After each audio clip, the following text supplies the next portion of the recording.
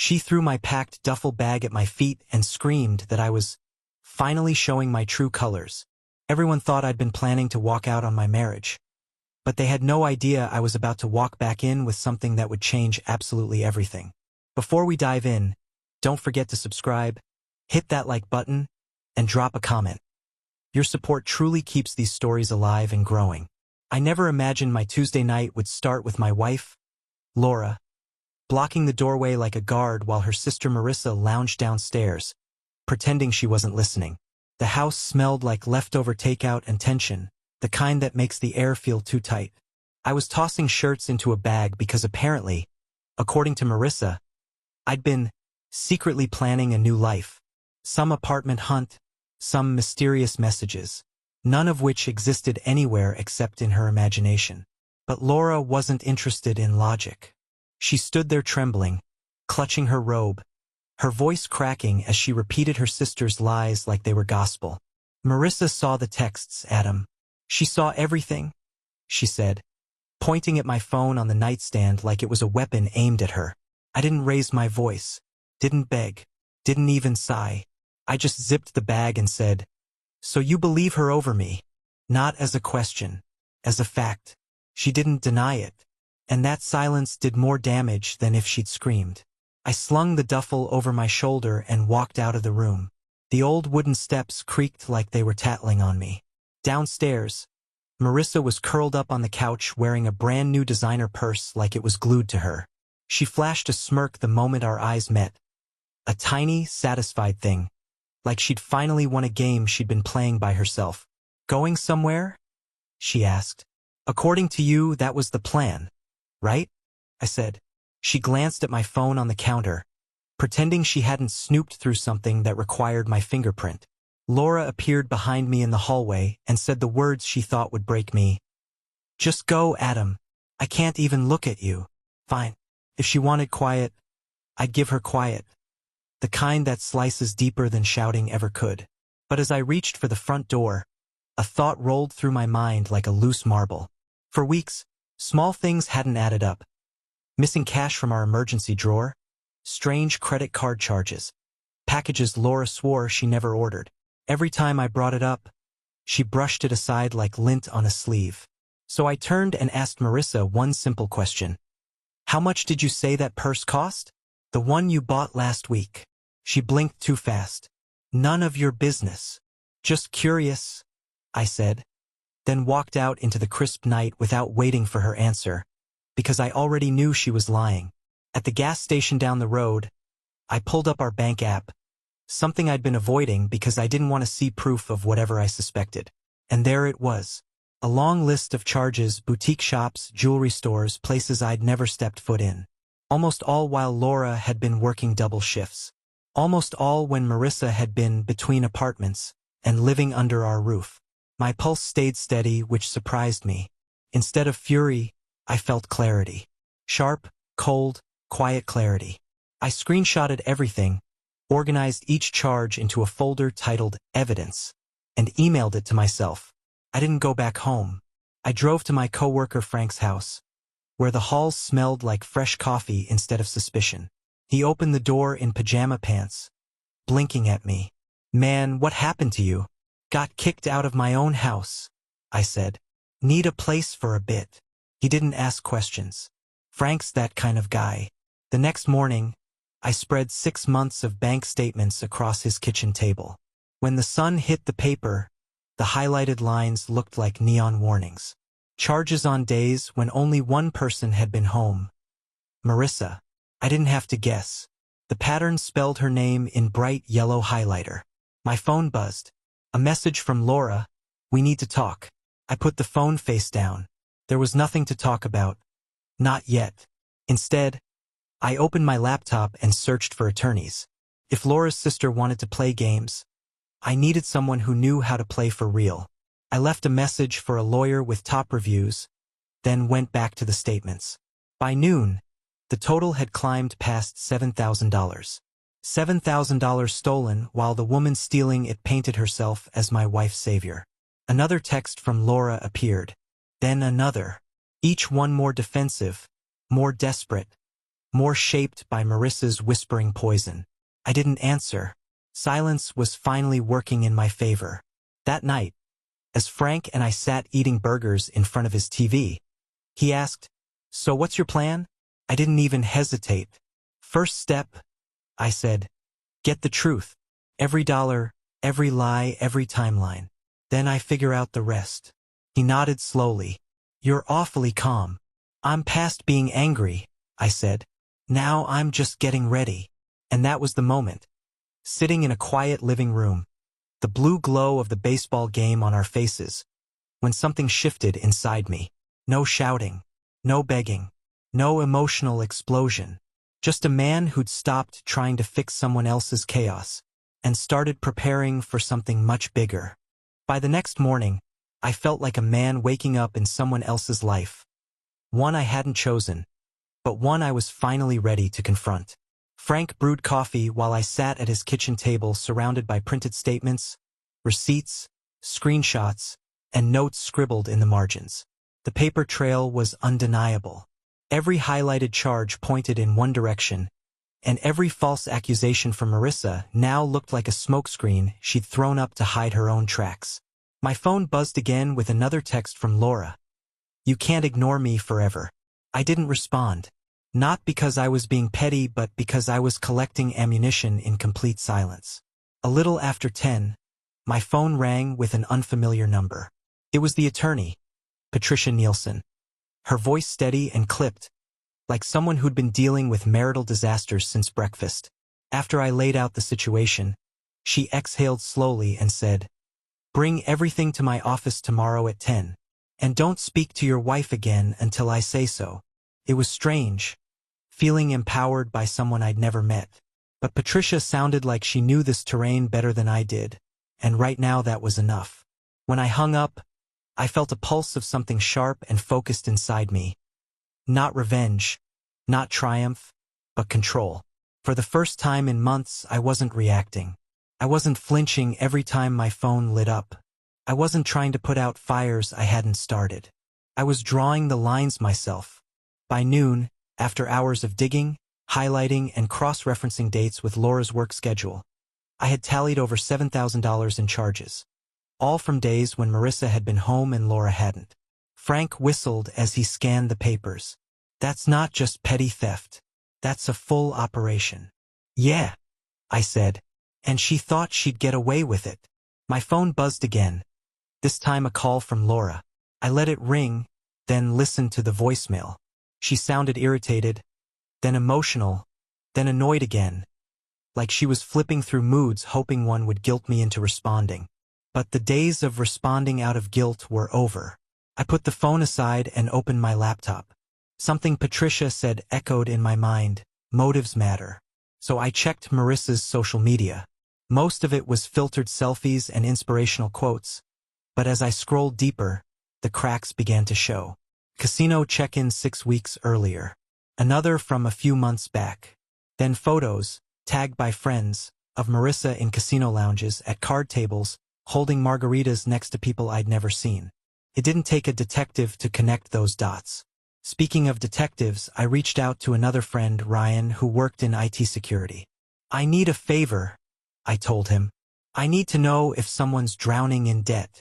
Ryan groaned but agreed to run a basic record search. "Send me her info," he said, "and keep expectations realistic." I wasn't expecting miracles, just confirmation. The results came that afternoon. Marissa had 3 maxed-out credit cards, multiple missed payments, and 2 civil suits from creditors. A financial disaster wrapped in expensive makeup and stolen handbags. The more I learned, the clearer everything became. Every lie she told Laura, every accusation she pointed at me. It was all theater to protect her access to our accounts. I forwarded all of it to Patricia, who replied almost instantly, "Excellent work. This strengthens everything." That evening, with the folder of evidence thicker than ever, I drove to the police station. Filing a report felt surreal. The officer raised an eyebrow at first, clearly thinking this was some domestic squabble I was blowing out of proportion. But once I opened my laptop and showed him dates, totals, screenshots, and the timeline, his expression shifted. He called it what it was: identity theft and financial fraud. Felonies. He took my statement for nearly an hour and handed me a case number as he closed the file. We'll investigate. With documentation like this, it's strong. Walking out into the cool night, I felt lighter, sharper. Everything was finally in motion. Not fantasies, not suspicions, but real steps. I wasn't the man shoved out of his own home in confusion anymore. I was methodical, focused, and more prepared than either Laura or Marissa had any idea. When I got back to Frank's place, he found me on the couch with a small, quiet smile. "You look different," he said. I told him. My phone buzzed again. Another call from Laura. This time I answered. "Where have you been?" she demanded. "You can't just disappear like this." "I've been busy," I said, my tone flat. "With what?" "Handling things." Silence. "What things?" she repeated, her voice suddenly unsure. "You'll see," I said. "Soon." I hung up before she could answer and leaned back on the couch. The room was quiet, the kind of quiet that felt earned. Frank looked over at me. "What did you just do?" "Nothing," I said, still staring at the phone.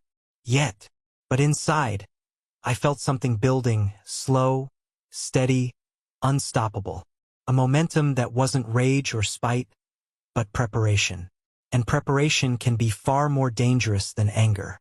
Saturday arrived with a strange calm, the kind that settles in right before a storm you're no longer afraid of. I drove to the house exactly at 2, the folder of evidence in a leather bag on the passenger seat. When I pulled into the driveway, I saw Laura's car parked slightly crooked, like she'd been pacing before I arrived, and Marissa's compact car sitting boldly beside it, as if she still believed she had the upper hand. I stepped out, straightened my jacket, and walked through the front door without knocking. For years, that house had felt like home. Now it felt like a stage where the final act needed to be played out. Laura sat on the couch with her arms crossed tight against her chest. Marissa lounged in the armchair with that familiar smirk, the same one she wore the night she watched my life unravel. "You're here," Laura said, a hint of surprise in her voice. "You invited me," I said, placing the leather bag on the coffee table. "So let's talk." "I want an apology," Laura said sharply, "for how you've acted these past 2 months. For ignoring me. For making this harder than it needed to be." I nodded slowly. "Before we get to apologies, I have something to show you." I didn't raise my voice. I didn't argue. I simply opened the bag and laid the first stack of papers on the table. Credit card bills, each page covered in highlighted charges. I slid them toward her. "What is this?" she asked, frowning as she picked them up. "Evidence," I said. "The charges neither of us made." Laura scanned the first page, then the second. This can't be right." "It's very right," I said. "Over $7,000 worth of right." I spread more documents across the table, itemized statements, receipts, screenshots of charges made when Laura was working double shifts. Every one of these was made while someone else had access to our cards. Marissa pushed up from the chair. "I think I should go." "Sit down," I said, calm, steady, and for the first time she obeyed. I laid out photos next. Images pulled from her own social media and tagged posts she'd forgotten to delete. Casinos, bars, tables stacked with chips. Marissa holding cocktails with men who clearly weren't interviewing her for jobs. The color drained from Laura's face. "Is this true?" she asked her sister. "He's twisting things," Marissa snapped. "He's trying to make you doubt your own family." I slid the printed credit report across the table. 3 maxed-out cards, 2 lawsuits, thousands in overdue balances. Then I pulled out the police report. "And this is the case number for the investigation that started 3 weeks ago." Marissa froze. Laura stared at the paper like it might burn her hands. "You filed a report?" Laura whispered. "Yes," I said. "And the detective believes there's enough to move forward." Marissa's breath hitched. She didn't cry. Not yet. But her confidence cracked like thin ice under a heavy step. "Please," she whispered. "Don't do this." "It's already done," I said. Actions have consequences. Laura's hands trembled as she read the papers again, flipping through page after page as though she could erase the truth by blinking hard enough. I reached into the bag once more and pulled out the final envelope. Divorce papers. Tidy, tabbed, ready. I slid them toward her. "I'm filing for divorce," I said, my voice level. "You told me to leave based on lies someone else fed you. You didn't ask questions. You didn't trust me. All of that was your choice." Laura stared at the papers in disbelief. "We can work this out," she said quietly. "Now that I know what she did, we can fix this." "There's nothing left to fix," I said. "You made your decision 2 months ago. I'm making mine now." Marissa finally broke. She burst into tears. Loud, desperate, panicked. "I was going to pay it back. I just needed time." I opened one last document. A spreadsheet from the detective's email. Each charge lined up with a date, location, camera image. I turned one toward them. A photo of Marissa at a checkout counter, swiping our card with a bright smile like she owned the world. Laura gasped. Marissa covered her face with both hands. Laura's voice came out hollow. "Get out," she said to her sister. "Pack your things and leave." "But, you heard me?" Laura snapped, her voice cracking under the weight of everything she just learned. Marissa stumbled upstairs, her sobs echoing through the hall. When she returned with 2 suitcases, Laura pointed at the door without a word. The sound of the door closing behind Marissa was the kind of silence that stays in a house long after the person leaves. Laura sat slowly, her eyes empty. "What happens now?" she whispered. "You read the papers," I said. "Sign where it's highlighted. 6 months from now, we're legally done." She hesitated only for a moment before picking up the pen. She began signing page after page, each signature softer than the last. When she set the pen down, she looked at me with something between regret and exhaustion. "I really thought you were leaving me," she said. "You never asked if it was true," I replied. "That's what ended this." I gathered the documents, placed them back in the leather bag, and stood. Laura's voice stopped me at the door. "Where will you live?" "That's not your concern anymore," I said, and then I walked out, no yelling, no dramatic pause, no second guessing. Just a quiet exit from a house that no longer felt like mine. 3 months later, I had a small renovated travel trailer on 2 acres outside town. Nothing fancy, but peaceful in a way I hadn't felt in years.